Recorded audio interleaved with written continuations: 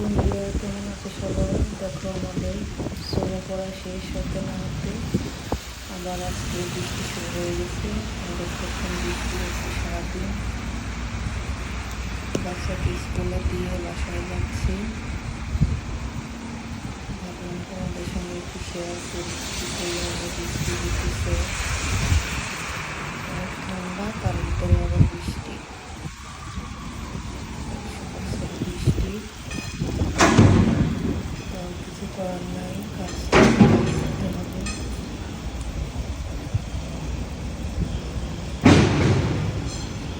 প্রচুর পরিমাণে ঠান্ডা, বাতাসও আসছে বৃষ্টির সময়। বাতাসে ছাতি একেবারে ভেঙে ফেলে এরকম অবস্থা।